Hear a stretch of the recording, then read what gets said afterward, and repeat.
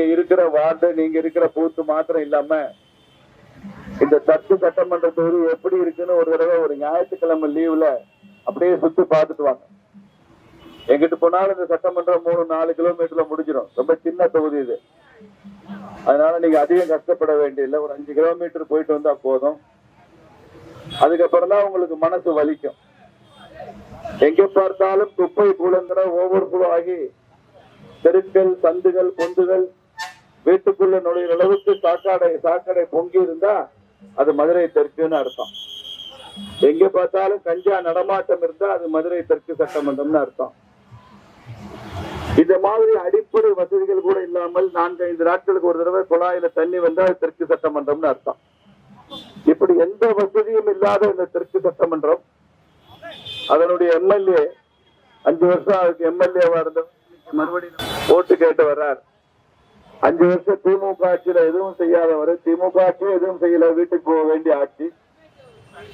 அதனுடன் கூட்டணி வைத்துக் கொண்டு அதே சின்னத்துல, உதயசூரியன் சின்னத்துல நம்ம ஓட்டு கேட்டு வந்தாங்கன்னா அவர்கிட்ட நீங்க எல்லாம் கேட்கணும், 5 வருஷம் என்ன செஞ்சீங்கன்னு நீங்க கேட்கணும்.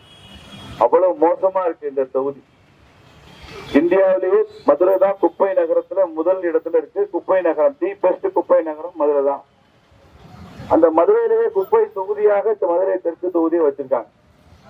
எந்த ஒரு முயற்சியும் இல்லாமல், முன்னெடுப்பும் இல்லாமல் எதையுமே அகற்ற முடியாது. 3 அடிக்கு தெருக்கல்ல சாக்கடை இருக்கு. ஒரு கோயிலுக்கு போனா கூட மாரியம்மன் கோயிலுக்கு முன்னால சாக்கடை தான் ஓடுது. சாக்கடையை மிதிச்சுதான் கோயிலுக்கு போகணும்.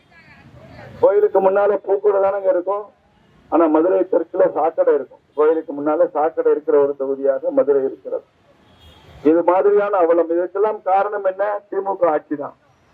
திமுகவுடைய ஆட்சி தன் குடும்பத்தை தவிர வேறு யாரை பற்றியும் கவலைப்படவில்லை. இன்னும் ஒரு 50 தலைமுறைக்கு உட்கார்ந்து திங்கிற அளவுக்கு சொத்து சேர்த்து வைக்கணும்னு நினைச்சு வெறியோட திங்கிறான்.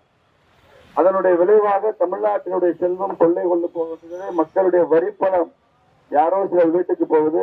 12 லட்சம் கோடி கடன் வாங்கியிருக்காங்க. யாரை நம்பி வாங்கினாங்க? நீங்கள் நானும் கட்டிடுவோண்டுதான். இப்படி மக்கள் மீது வரிச்சுமை.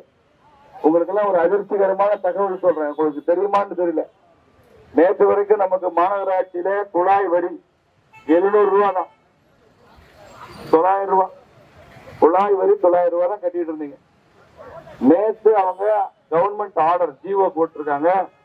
மதுரையில வீட்டுல குழாய் படுத்தப்பட வரி 6890 ரூபாய் அப்படின்னு நேற்றுல இருந்து அமலுக்கு வருது.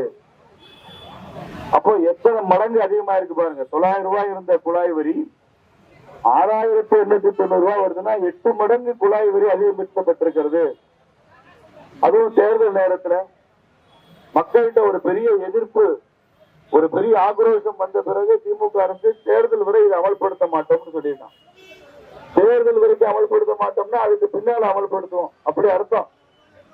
ஆனால் தமிழக மக்கள் சார்பாக சொல்லுகிறேன், தேர்தலுக்கு முன்னோ பின்னோ எப்போதுமே நீங்கள் அதை அமல்படுத்த முடியாது. ஏனென்றால் இந்த தேர்தலில் நீங்கள் ஆட்சிக்கு வரப்போவதில்லை என்பது இறைவனுடைய ஆணை.